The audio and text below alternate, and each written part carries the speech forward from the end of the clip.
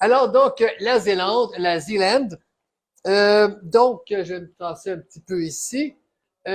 Lucie et moi, on est allé faire un tour, donc, dans la Zélande l'automne dernier. Et c'est un beau voyage d'aventure. Donc, le titre des kiwis, des hobbits, des moutons, la tarte au sucre et des cavernes. C'est mon mémoire de maîtrise d'ailleurs. Donc, avec tout le sérieux que vous me connaissez. Oui, les petits manchements de tête, c'est ça. Vas-y quand tu veux. Ouais, non, ben, je faisais. Ça, c'est ce qu'on avait l'air après une trentaine d'heures de vol quand on est débarqué dans une petite île. On a fait donc Montréal-Vancouver, Vancouver-Brisbane en Australie. Et après ça, on est allé faire un petit tour de 2 semaines aux îles Fidji. Les îles Fidji, ben, c'est des palmiers de la mer et des gens que vous croisez qui vous disent Boula ou Boula Boula. Les gens sont d'une gentillesse incroyable là-bas. Et le célèbre film qui a fait le tour du monde déjà, était de passage aux îles Fidji.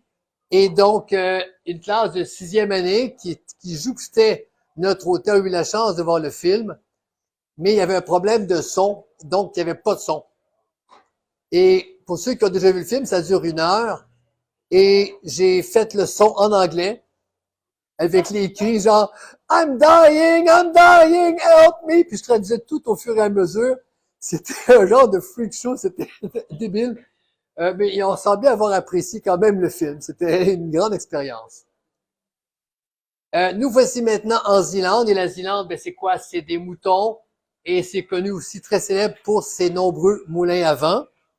On a également, ben, la Zélande, c'est quoi? Ben, c'est les tulipes et naturellement les sabots. C'est vrai, ça, en Nouvelle-Zélande, il y a tout J'ai dit la Zélande.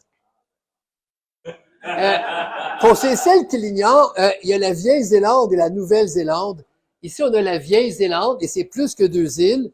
Et quelque part en haut à droite, c'est écrit Hollandie quelque chose, mais c'est écrit quand même Zélandi Carium.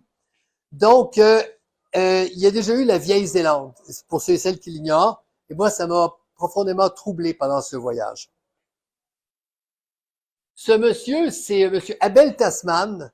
On lui doit entre autres le nom de quelques affaires qui s'appellent Tasman en Nouvelle-Zélande et une île qui s'appelle aussi Tasmanie qui est près de l'Australie. Donc en 1642, M. Tasman est allé faire un tour en bateau à voile dans ce coin-là. Et là, il a découvert une nouvelle place, mais là, il manquait d'eau potable là-bas. Fait qu'il a envoyé 4 de ses gars dans une chaloupe qui ont fait connaissance avec les Maoris, mais les 4 gars sont pas revenus. Et M. Tasman, un homme très courageux, a mis les voiles et il est parti. Donc, il n'est jamais débarqué comme tel en Nouvelle-Zélande, mais l'histoire est intéressante. Sur beaucoup de cartes, encore aujourd'hui, la Zélande ou la Nouvelle-Zélande n'apparaît pas. Et il y a des oublis fréquents. Ceux qui ont vu Infoman il y a une couple de semaines d'ailleurs, ça en témoigne. Alors, même sur le jeu de risque, on voit qu'il y a 2 ou 3 provinces seulement au Canada, mais que la Zélande n'existe pas. Et même si vous voulez vous commander une pizza, c'est pas évident non plus. Alors, suivante. Même Domino's Pizza, si on voit, il y a la Zélande ici, mais l'île n'existe pas encore. C'est quand même très particulier comme, même le pilote était pas sûr, même quand il a atterri au début. On continue. Mais maintenant, on sait que la Nouvelle-Zélande existe. Donc, nous, on est atterri donc à Christchurch.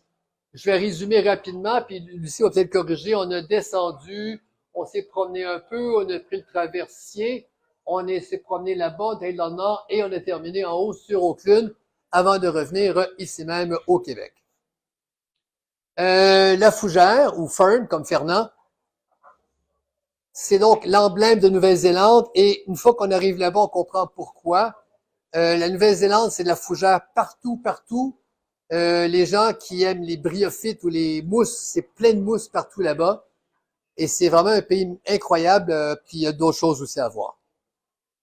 Vers 1280 à peu près, des intrépides sont partis en bateau de Polynésie et ils sont arrivés donc dans le nord du Nord, donc le nord de l'île du Nord.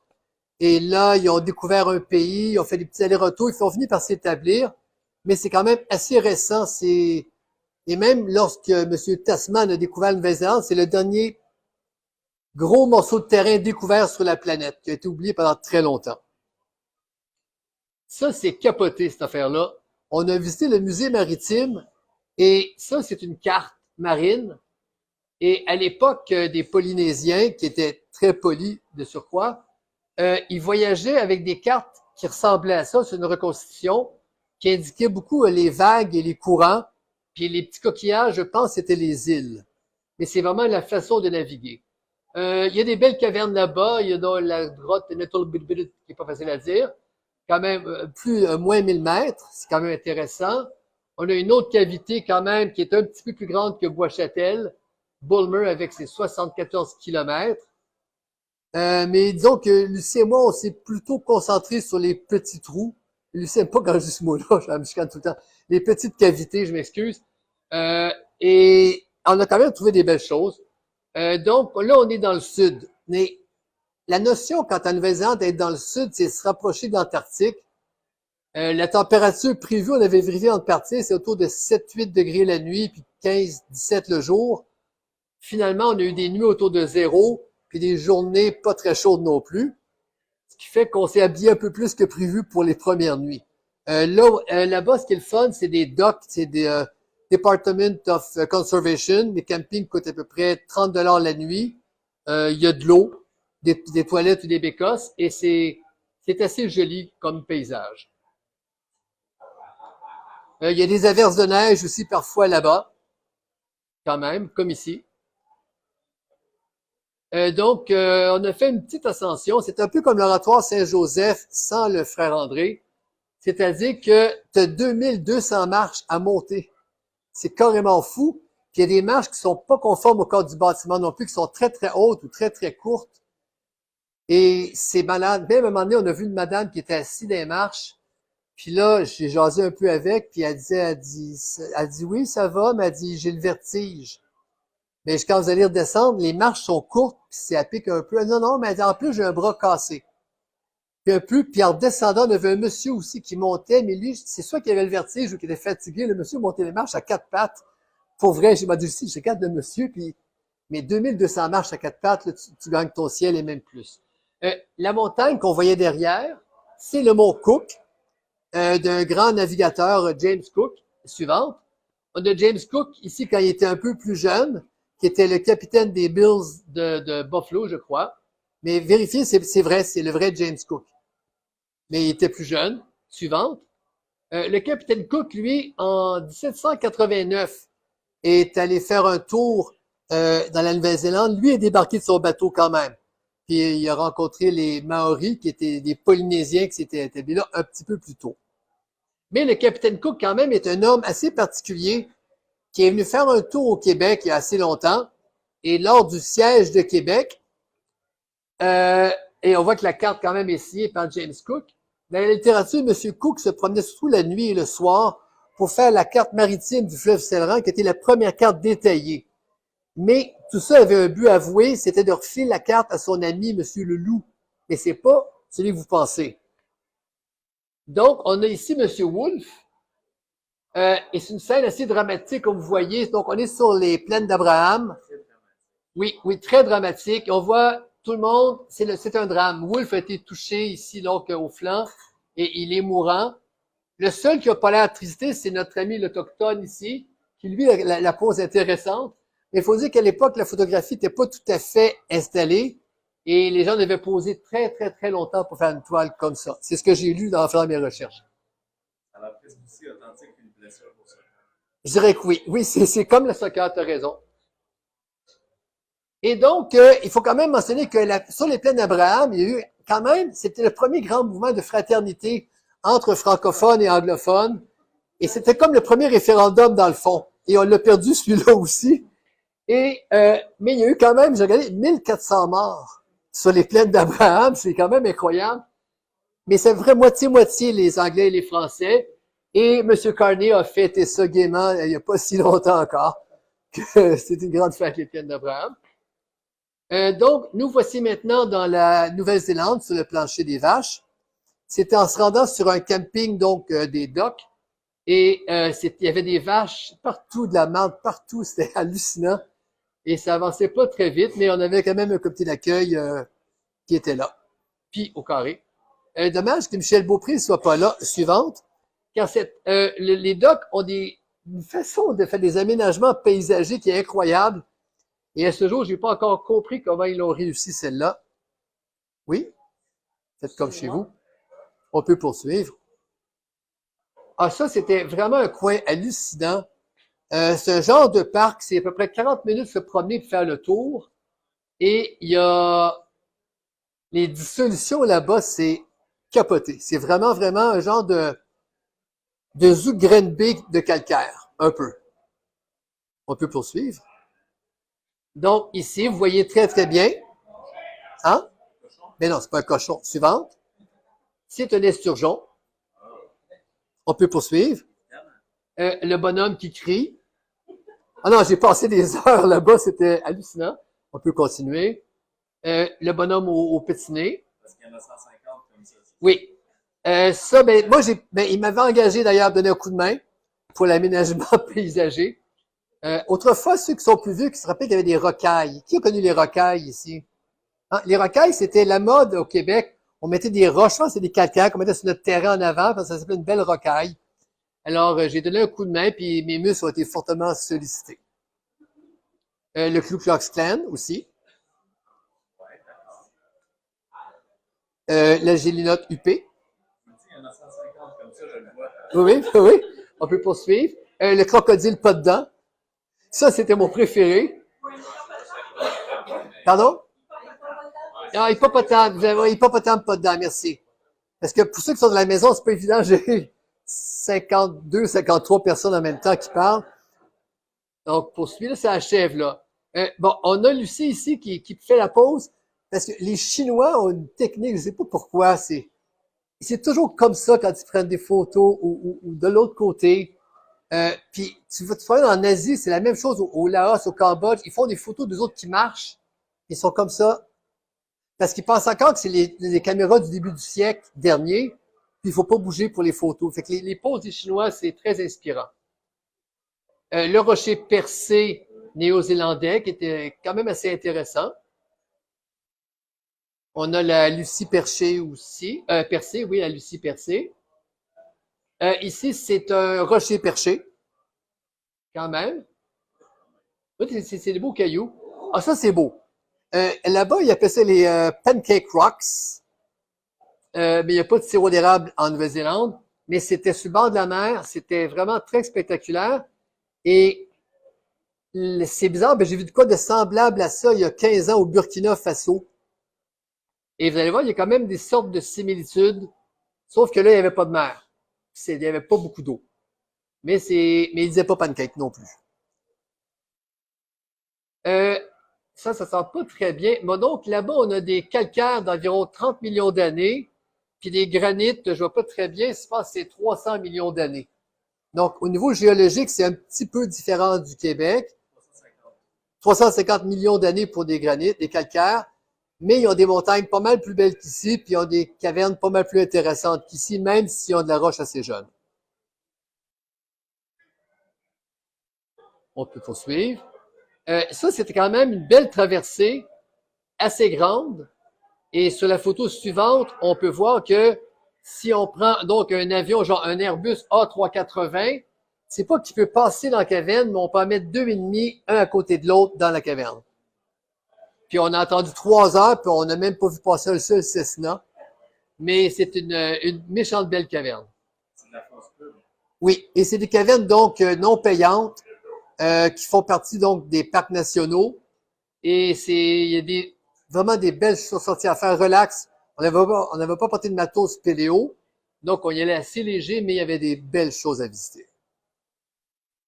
Naturellement, il y a un peu de faune cavernicole. Puis vu qu'on avait quand même bu quelques bières et bouffé avec Cornelius Vink, qui est le chef arachnologue de Nouvelle-Zélande, qui est un ami de Pierre Paquet que j'ai croisé au Québec il y a 15 ans. Et donc, j'ai pris quelques photos pour notre ami Cornelius. Donc, on voit ici une araignée troglophile et on peut dire même que c'est un mâle parce que ses pédipalpes ici en avant sont bien gonflés et que le mâle, ceux qui ne le savent pas, c'est pas grave, le mâle, il n'y a pas vraiment de pénis sur les araignées, mais il peut s'injecter un peu, prendre un peu de sperme avec ses pédipalpes et injecter ensuite la femelle. On a croisé Gollum qui était très surpris de nous voir puis parce qu'on parlait français surtout. Mais contrairement à ce qu'on pense, même si Gollum a vécu longtemps dans les cavernes de Nouvelle-Zélande, normalement, quand on vit pendant plusieurs centaines ou millions d'années dans une caverne, c'est sûr que la peau peut venir pâlotte et dépigmentée, qu'on peut perdre des cheveux, mais les yeux ont plutôt tendance à rapetisser et à devenir même aveugles. Tandis que Gollum, lui, c'est pas tout à fait ça qui est arrivé. Ah, ça, les cachous en Nouvelle-Zélande. Moi, le paquet déjà m'a convaincu. Parce que au début, on pense, oui, des big nuts. Puis là, c'est quand même écrit, je suis fier de mes grosses noix. Les woke sont pas arrivés en Nouvelle-Zélande. Je suis fier de mes, là, c'est le grand-oncle Kenny en 1847. Et là, lui, il est en train, on pensait qu'il voulait tuer sa femme, mais c'est des cachous mutants. Il se bat contre des cachous mutants. Et non, il n'y a pas beaucoup de le wokisme n'est pas arrivé encore en Nouvelle-Zélande, on vous le confirme. Ça passerait pour Québec, ça. T'es allé sur la Lune? Oui. Mais j'ai pris cette image-là, mais regardez un peu, des fois on dirait que c'est des trous, mais des fois c'est des monticules. Je sais pas si vous avez les ordres optiques que ça donne. C'était pas prévu. Donc on peut poursuivre sur la Lune. On a visité quand même les cratères de la Lune, parce que c'est sûr que c'est pas Yellowstone, mais il y a quand même des phénomènes géothermiques assez intéressants là-bas. Et c'est la principale fabrique de nuages de Nouvelle-Zélande. Là, on voit pas très bien dans le ciel, mais c'est assez nuageux là-bas et odoriférant. Oui, la comté, on va y aller plus tard. Mais c'est un petit peu comme l'eau de certains puits à l'île d'Orléans. Ah, ça pue les œufs, c'est assez horrible comme odeur là-bas. Double clic. Ah, on est supposé avoir du son. Ah, attention, je vais mourir, I'm gonna die, ah! Bon, on se débrouille bien. Mais le sol était très instable. Il y en a d'autres qui ont du son, mais on va se débrouiller quand même, comme j'ai fait à Fidji. On peut poursuivre.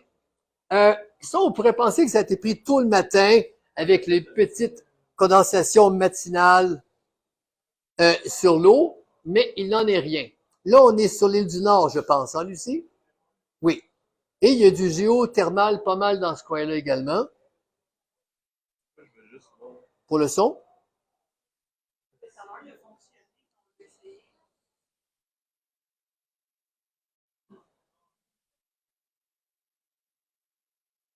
Est-ce qu'il faut faire quelque chose? Alors, pour nos amis à la maison, Guillaume de mettre le son en ligne. Alors, à la maison, on espère que vous avez du plaisir et que vous éclatez vivement. Bon, on va continuer. Oui. On a une personne là, qui nous fait du doublage, qui a de l'expérience à travers le monde. Oui. Oh oui, on peut passer.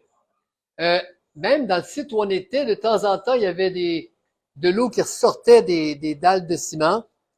Et l'eau est assez chaude et c'est très spécial. Moi, j'avais jamais vu ça comme ça. On peut accélérer. L'architecture maori, c'est vraiment spectaculaire. On a visité quelques musées naturellement. Puis là, dans le village, donc, il y avait également une maison. Et c'est très, très, très, très beau. Sur l'île du Sud, il y a peu de Maori, comme ils disent là-bas. Ils sont beaucoup plus concentrés sur l'île du Nord. C'est là que sont arrivés d'ailleurs les Polynésiens en premier. Et ce qui est intéressant là-bas, bon, ici, juste au Québec, on a 11 Premières Nations. Au Canada, au total, je sais pas combien on en a. Mais au Parlement néo-zélandais, il y a, je pense, 8 sièges réservés à des Maoris. Et ils peuvent intervenir en Maori, puis même pour manifester leur joie ou leur désapprobation, ils peuvent même les faire des haka avec la langue tirée puis les grands yeux de temps en temps aussi. Mais bon. Et là, tu es dans un petit quartier résidentiel avec la boucane qui sort de partout. Ce qu'on a vu à Fidji, là, on n'en a pas vu. Les gens, même à Fidji, apportent leur noix de coco ou leur repas, puis ils mettent ça par terre avec des feuilles de bananier par-dessus, puis ils font cuire leur bouffe. Ça a l'air assez pratique. Puis c'est moi, on a essayé sur le Mont-Royal, puis bon, on a fait des popsicles principalement. Là-bas, il faut toujours... Les humains jettent les papillons dans les poubelles, mais on ne peut pas jeter des humains dans les toilettes. Ça m'a surpris beaucoup quand même. Les Néo-Zélandais conduisent très bien, ils mettent leur clignotant, ils respectent mieux les limites de vitesse que nous autres ici. mais on traverse uniquement sur un feu ou sur un trottoir un passage piéton. Si vous voulez traverser ailleurs, c'est à vos risques et périls, sont vraiment fous. Il n'y a personne qui va s'arrêter. Puis même, parfois, il y a des panneaux comme ça qui disent bien que la priorité est donnée aux véhicules et non pas aux piétons. Ça, c'est particulier pour cela. Jérôme Leduc! On était dans un village qui s'appelle le Hokitika. Puis là, ce gars-là vient nous jaser. Puis là, il voulait nous dire bonjour. Puis là, je dis, Lucie, je dis, ressemble-toi à Jérôme, faut que j'aille y parler. Alors, je rencontre l'autre Jérôme Leduc. Fait que là, je dis, je prends une photo sur ça, mais un de mes amis au Québec.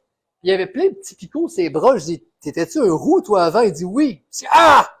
Puis il était aussi, comment je dirais, différent que Jérôme Leduc peut l'être. Alors, c'est notre Jérôme néo-zélandais. Les forêts là-bas sont vraiment, vraiment chouettes. C'est gratis pour se promener et c'est très, très, très beau. Il y a le petit poussé qui était passé avant nous, qui avait mis des petits cailloux de couleur tout le long. Waitomo Caves, avec un S, il y a, je pense, 12-13 cavernes dans ce coin-là. Mais nous, on était là une en particulier, puis après ça, qui était payante. Parce que oui, en Nouvelle-Zélande, ça prend de l'argent. Si tu vas voir les beaux petits pingouins bleus, il paraît qu'ils sont super beaux, le jour, c'est 25$, puis le soir, c'est 75$ par personne. Fait que nous, pas trop fou, on dit on va y aller le jour. Puis là, la femme nous explique que le jour, les pingouins dorment. Mais il y a des petits tuyaux, puis on peut les voir dans leur terrier en train de dormir pour 25$. Fait qu'on a dit fuck you. Mais PHOQU, on l'a dit poliment. On a dit see you en anglais. Puis, on n'est pas allé voir les pingouins. Il y avait des albatros. C'est 3 mètres d'envergure. Mais il y a des gens qui ont acheté la pointe où les albatros se tiennent. Je pense que c'est le même prix, 75$ par jour. Puis la nuit, c'est peut-être gratis parce qu'il n'y en a pas. Fait qu'on n'a pas payé. Mais là, on a payé, je ne sais plus combien, c'est 100$ à peu près? 100$ néo-zélandais pour aller voir la fameuse belle caverne. Quand même qui valait la peine. Donc, ça, c'est l'entrée en faux pancake, mais c'est assez bien réussi. Donc, la caverne a été découverte il y a très longtemps. C'est la caverne Ruakuri, qui a été ouverte officiellement en 2005. Et elle a été donc découverte par des Maoris qui avaient entendu japper les petits chiens polynésiens. Parce qu'il faut dire qu'en Nouvelle-Zélande, avant que l'homme et la femme y mettent le pied, il y avait juste 3 mammifères. Et c'était 3 espèces de chauves-souris. Il n'y avait rien d'autre. Et les Polynésiens sont arrivés avec leurs chiens parce que la viande de chien était très bonne, puis que la fourrure était pratique aussi, puis ils emportaient aussi des rats. Suivante. Mais le chien, il est très, très beau. Le dernier vivant a été empaillé, mais moi, je capote ce chien-là. Je me dis, vous promener avec un chien comme ça en laisse, à Montréal, là. Juste les dents, déjà, c'est... Fait que... Fait que ce petit chien-là, moi, je suis en bon amour avec. C'est le chien, donc, les gars chassaient dans le bois. Ils ont entendu des genres de chiens, je sais pas comment ça jappait. Ils devaient chapper comme ça, puis là, et c'est pour ça que la caverne s'appelle la caverne des chiens Ruakuri maintenant. Ça, c'est un bar de cave où on n'est pas allé, mais c'était joli.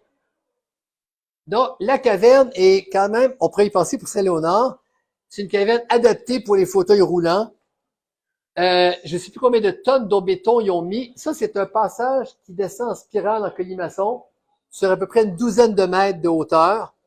Et l'éclairage est juste au niveau des pieds, ce qui fait que donc tes pieds se dilatent comme il faut pour entrer dans la caverne après. Mais c'est vraiment, vraiment fou comme place. Il y a comme des glaçons un peu partout, puis il y a des glaçons en bas aussi. Mais il y en a beaucoup, beaucoup de glaçons. Des beaux trottoirs. De temps en temps, on marche sur la calcite ou sur le calcaire, jeune, mais souvent, on est sur des trottoirs suspendus comme ça. Et donc, avec notre groupe de touristes amis, on s'est promenés. On voit quand même que c'est des gros amarrages un peu partout. Ceux qui ont connu les amarrages de Saint-Léonard peuvent comparer un peu, mais c'est... Ah oui, à un moment, on entendait crier. Et là, j'ai vu passer en bas, c'était assez fou. Tout le monde avait des tripes, sont assis dedans.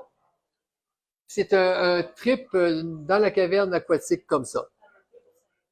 Pour Saint-Léonard aussi, on pourrait effectivement... Donc, je suis pris des photos. C'est plus pour les gens qui travaillent sur Saint-Léonard, mais là, je les ai mis quand même là-dedans. Sur les trottoirs suspendus, comment ils s'y sont pris. Ça date de 2005. Je ne sais pas s'ils font des inspections tous les ans, mais ça avait l'air assez solide et résistant quand même, ce qu'il y avait là-bas. Mais là, ils sont attachés au plafond. Oui, c'est attaché au plafond, puis ensuite, ça vient soutenir le trottoir sur lequel on est. Oui, oui, c'est donc le genre d'amarrage qui sont utilisés là-bas. Ça, ils appellent ça des rideaux, je pense, c'est ça? Ou des draperies. Je pense que tu l'as adopté, l'objet, hein? Mais il est très le fun à manipuler. Ah oui, ça, c'est vraiment fou. Est-ce que quelqu'un sait qu'est-ce que c'est, ces patentes-là? Détecteur de mouvement. Et à un moment donné, je me suis approché un petit peu trop près pour prendre une photo. Là, ça a parti, cette affaire-là. Fait qu'il y a personne qui peut toucher aux concrétions dans la caverne. Ça, c'est... Si on a vu ça à Saint-Léonard il y a longtemps, on aurait peut-être encore nos stalactites dans la petite niche, puis, mais c'était pas inventé encore. C'est pour protéger les compressions. Pour protéger les concrétions, oui. Puis dès que j'ai dépassé un peu, le scénario m'a parti, puis notre guide, elle m'a regardé. J'ai dit, it's not me, mais elle m'a pas cru. Là, on s'en va chez Papa. Papa Moura. Là, on est en ville, donc à Rotorua. Et c'est un genre de parc des Moulins, pour ceux qui sont de Terrebonne, ou un genre de parc La Fontaine, ceux qui connaissent à Montréal. Mais régulièrement, tu as des clôtures, puis tu as de la boucane, puis de l'eau qui bouillonne, puis qui pue. Mais c'est gratis. Ça vaut la peine. Là, c'est un genre de lac des castors, avec pas de castor. Ou du castor bouilli, selon. Là aussi, le trottoir commence à s'affaisser. Lucie était très, très, très nerveuse. Je lui ai tenu la main, sauf pour prendre des photos. L'eau est chaude, puis ils disent que donc ça brûle, puis il faut pas respirer, mais je sais pas, on a respiré, disons. J'ai eu des séquelles. On a vu des fleurs, oui. On sait pas pourquoi il y avait des fleurs sur l'arbre. On n'a pas posé de questions. Il y a peut-être quelqu'un qui était allé se baigner ou qui a pris une gageure. Là, je vais faire le son pour vous autres, si vous voulez bien. Clic, oui. Cher Spéléo, vous rêvez d'aventures extraordinaires. Venez faire un tour en Nouvelle-Zélande. Ces dolines sont pour vous.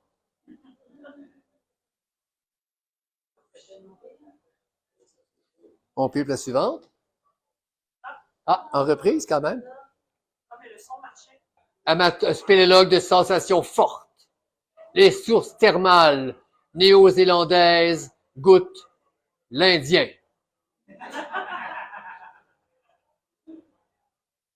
Et ce qui est fort dans la Nouvelle-Zélande, c'est que dans les campings privés, il y a toujours des cuisines avec eau bouillante, micro-ondes, four à convection. C'est écœurant, les campings privés. Et pas trop cher non plus.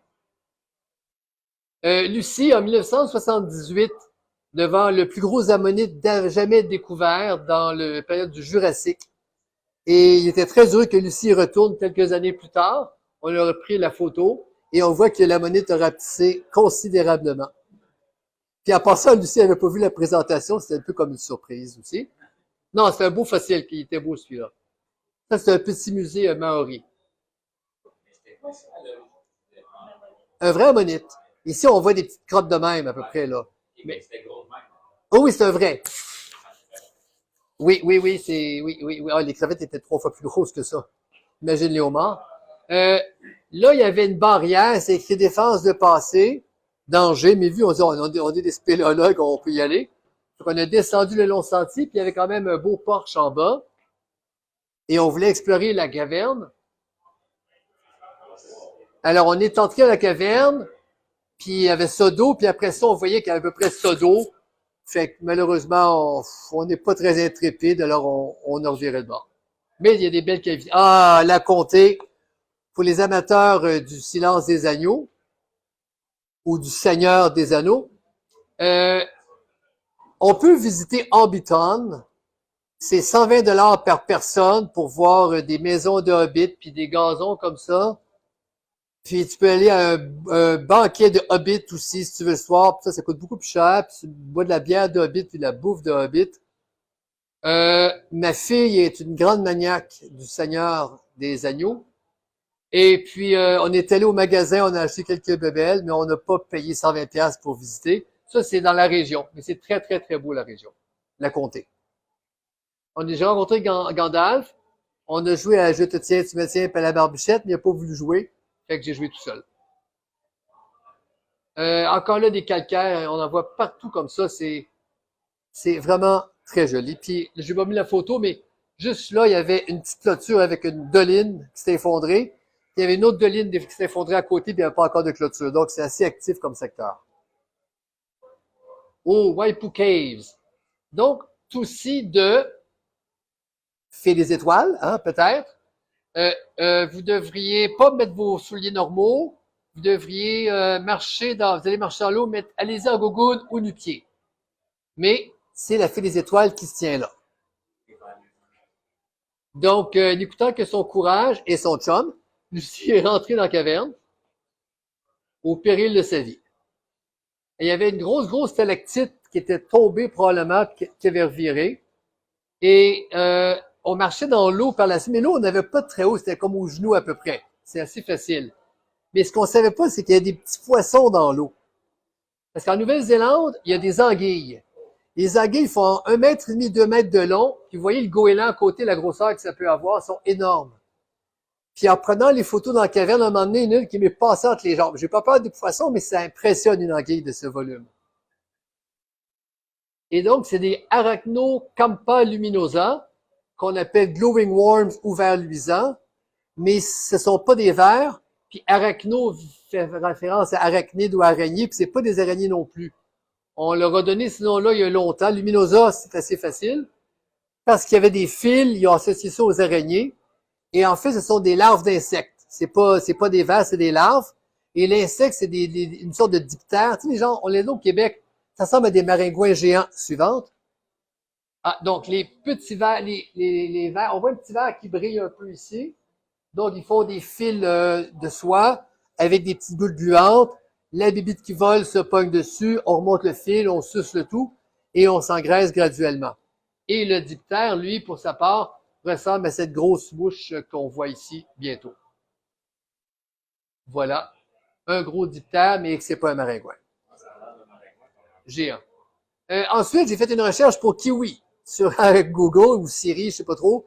Puis là, ce que j'ai en premier, c'est ça. Mais moi, je cherchais le petit oiseau nocturne. Puis, suivante. Finalement, on est tombé là-dessus. Les golden, on n'a pas beaucoup au Québec des golden. On en a mangé à tous les jours des kiwis là-bas, puis des avocats. Et c'est la saison des avocats, puis des kiwis aussi, on pensait. Sur l'avion, au retour de Nouvelle-Zélande, le gars à côté de moi, c'est le gars de Toronto qui venait de travailler pendant 2 mois dans les plantations de kiwis. J'ai dit, les kiwis sont vraiment bons. Il dit, pourquoi? Ben, j'en en mange tous les jours. La saison des kiwis, ça commence au mois de mars. On n'a pas encore compris comment ça se fait qu'il y en avait partout, mais on en a mangé. Finalement, dans un terrain de camping où on s'est retrouvé, on était la seule tente dans le fond complètement. Là, la madame à l'accueil nous a dit, ici, il y a plein de kiwis. Là, j'ai montré le manteau, les fruits. Elle dit, non, les vrais kiwis. Puis elle vendait des genres de lampes stylo qui ressemblent à ça, qui font une lumière rouge. Elle dit, ça là, on peut les voir avec ça. Je dis, on a des frontales rouges. Elle dit, non, ça marche pas. Mais oui, mais je pense qu'elle faisait bien de l'argent avec ses flashlights rouges. Puis là, elle nous a quand même fait écouter le cri du mâle, le cri de la femelle. Et le soir venu, Lucie et moi, on était dans le bois avec nos lampes rouges, comme 2 imbéciles. Puis là, Lucie, elle a fait 5 minutes. Moi, je suis resté 20 minutes, une demi-heure. À la fin, je pense que je l'ai vu un. Mais à force de voir du rouge de même, là, tu vires fou un peu. Mais pendant la nuit, on les a entendus, mais on les a jamais vus. C'est des petits cris bizarres. C'est un petit cri bizarre, étrange, qui ressemble à rien d'autre. Puis les kiwis, on les voit jamais. Il y a des places où on peut les voir, mais il faut payer. Puis il y en a 1 ou 2. Fait qu'on n'a pas vu de kiwis. Vu que c'est une île, il y a de l'eau, il y a des vagues. Ah, d'ailleurs, cette place-là, il annonçait des vents de 15-20 km/h. On était campés tout près de la plage. Et on ne sait pas combien il a vanté, mais il y avait juste 3 tentes, puis il y avait 20-30 des van life. Et on a mis des haubans quand même au cas où. On a bien haubanné la tente. Puis il ventait tellement fort que la tente implosait sur nous régulièrement. Mais vu qu'il y avait des arbres, on entendait le vent arriver. Fait que moi, je me levais les pieds au plafond pour tenir la tente. Lucie mettait ses mains. On n'a pas beaucoup dormi cette nuit-là. C'était un peu venteux, mais c'était très joli. J'ai pas de téléobjectif. C'est plus au téléphone. Il était vraiment proche, celui-là, quand même. Je ne sais pas ce qu'il faut. Si les pingouins sont lents ou s'il faut conduire lentement.